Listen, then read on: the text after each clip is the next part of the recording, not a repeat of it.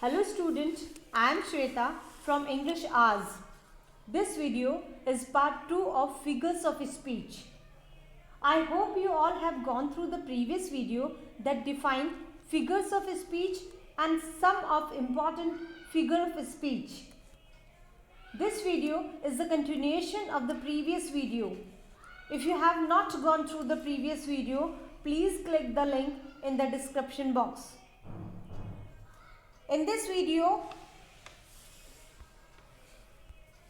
we discuss personification, hyperbole, onomatopoeia, oxymoron and enjambment. Personification या हम कह सकते हैं रिप्रेजेंटेशन और recreation. Personification treat abstraction or inanimate objects as if they were human. Lifeless object को इस प्रकार बताया जाता है जैसे कि ह्यूमन. जब हम natural things like cloud, tree, plant या नॉन लिविंग थिंग्स की ह्यूमन क्वालिटीज या इमोशंस से डिस्क्राइब करते हैं तो वह फिगर ऑफ स्पीच पर्सोनिफिकेशन है. Personifications gives human traits and quality such as emotions, desire, sensation, gesture and speech often by the way of metaphor. Personification much used in visual art. Personification is a figure of speech in which objects without life are spoken as having a quality of a human being. जैसे हम कह सकते हैं फूल हंसे कलियां मुस्कुराई. हम जानते हैं कि हंसने मुस्कुराने की क्रिया केवल ह्यूमंस करते हैं, नेचुरल थिंग्स या नॉन लिविंग थिंग्स नहीं.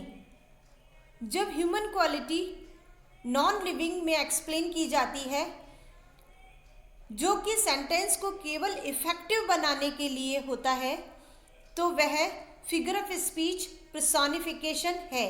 या सिंपल लैंग्वेज में हम कह सकते हैं निर्जीव वस्तुओं में सजीव की कल्पना. एग्जाम्पल के थ्रू इसको और क्लियर करते हैं. Opportunity knocks at the door but once. Here opportunity knocks यहाँ पे पर्सोनिफिकेशन है.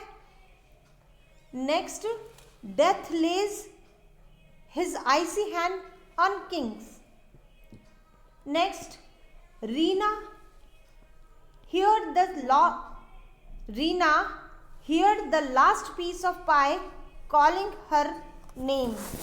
पाई का पीस यहाँ पे कॉल कर रहा है नॉन लिविंग थिंग्स की ह्यूमन बींग्स के सिमिलर एक्शन या एक्टिविटी पर्सोनिफिकेशन बताती है.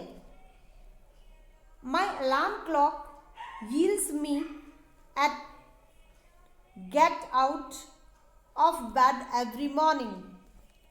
The iron gates looks down at them cruelly. Next, hyperbole. A hyperbole is an overstatement that exaggerates a particular condition for emphasis. जब किसी भी चीज को डिस्क्राइब करने के लिए यदि उसे बढ़ा चढ़ाकर या एग्जेजरेट कर बताया जाता है जिससे कि उसकी जनरल लिमिट खत्म हो जाए तो वह हाइपरबोल फिगर ऑफ स्पीच है. Hyperbole derives from a Greek word meaning overcasting is a figure of speech that involves on exaggeration of idea for the sake of emphasis. Hyperbole word Greek word से लिया है जिसका meaning है overcasting, meaning over statement. यह किसी भी चीज को केवल एम्फसाइज करने के लिए, for the sake of emphasize, उसको बढ़ा चढ़ाकर बताता है। It carries a great significance as it allows the right to represent something common in an intense manner. जब लैंग्वेज में बढ़ा चढ़ाकर किसी कॉमन चीज को इंटेंट मैनर या रैपिड मैनर में बताई जाती है, वहां पर हाइपरबोले है। A hyperbole is an unreal exaggeration to emphasize the real thing. Unreal exaggeration है जो एम्फसाइज करती है किसी भी रियल सिचुएशन को। इसको एग्जाम्पल से हम और क्लियर करते हैं। I am trying to solve a million issues these days. यहाँ पर वाक्य में इश्यूज की संख्या को बढ़ा चढ़ाकर बताया है। Next, he saw a man as tall as power pole. Next, the car went faster than the speed of light. Next, he is skinny as a toothpick. Next, his boss put a mountain of paperwork on his desk. सभी examples में sentence को exaggerate करके बताया गया है, तो यहाँ पर फिगर ऑफ स्पीच हाइपरबोले है। Next, onomatopoeia. Onomatopoeia is the process of creating a word that phonetically imitates, resembles or suggests the sound that it describes. Such a word itself is also called an onomatopoeia. Onomatopoeia एक ऐसे शब्द को बनाने की process है जो sound को बताते हैं और सजेस्ट करते हैं जो किस तरीके के शब्द होंगे। The fact of the words containing sound similar to the noise they describe, example like gurgle, hush, meow, etcetera. The use of word like this, a piece of writing, जैसे थंडरिंग ऑफ स्काई। थंडर जो word है वो onomatopoeia को symbol करता है। Next, common onomatopoeia include animal noise such as roar, bark, hiss. A valuable way to describe sound, creating the actual sound in the reader's mind. एक ऐसे शब्द जो साउंड को रीडर्स के माइंड में क्रिएट करते हैं, ओनोमेटोपिया है। एग्जाम्पल के थ्रू हम इसको क्लियर करते हैं। The thunder's raw and the lightning crashed. Thunder, roared and crashed are the onomatopoeia.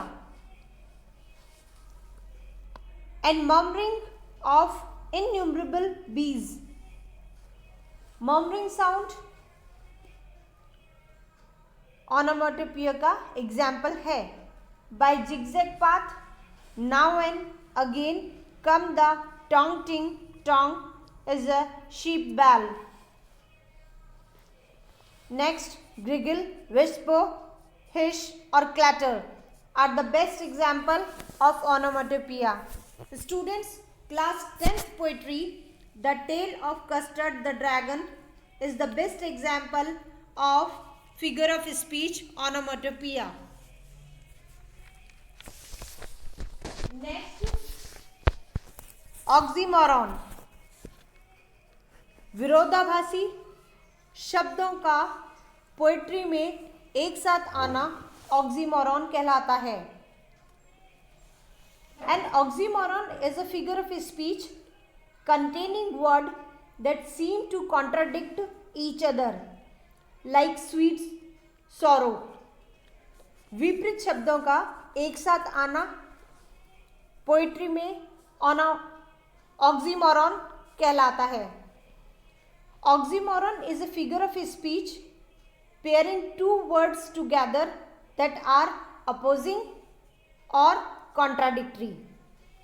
As a literary device, oxymoron has the effect of creating an impression, enchanting a concept, and even entertaining the reader.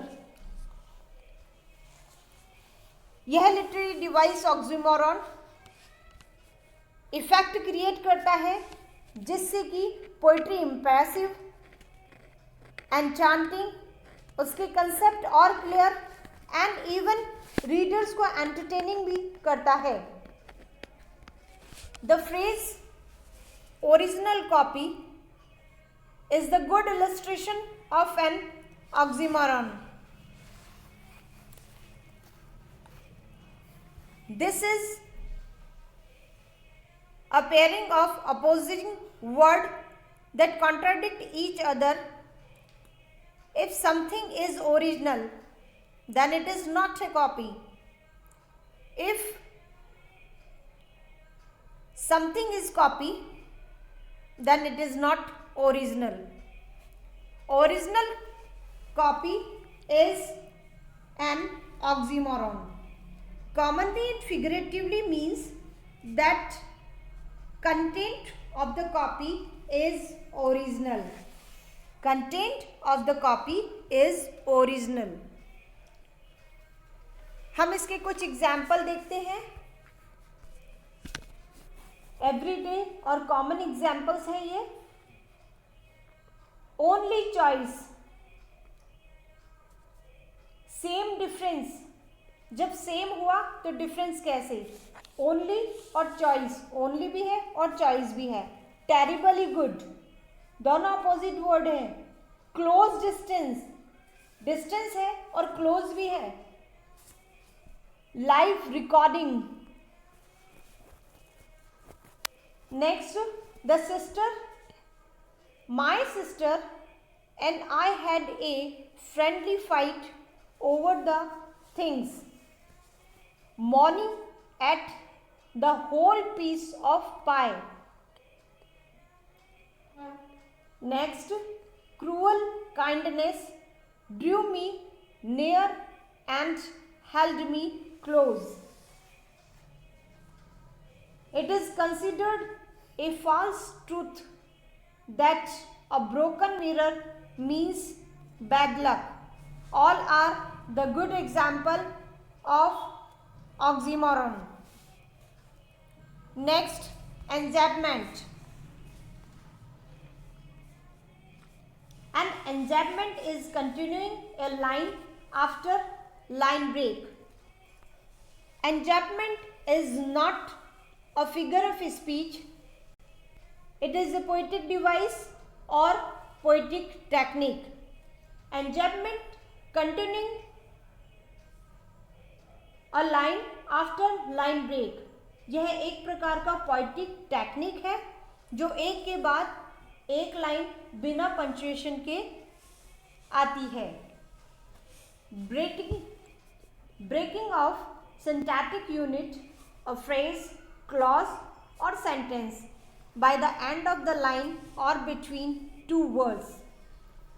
जब syntactic unit को break करते हुए बीच में ही line का change हो जाना, तो वहाँ एंजैबमेंट है। Enjambment is derived from the French phrase enjambment means to straddle something as the sentence extend to a next line. Straddle something meaning spread हो जाना, फैल जाना।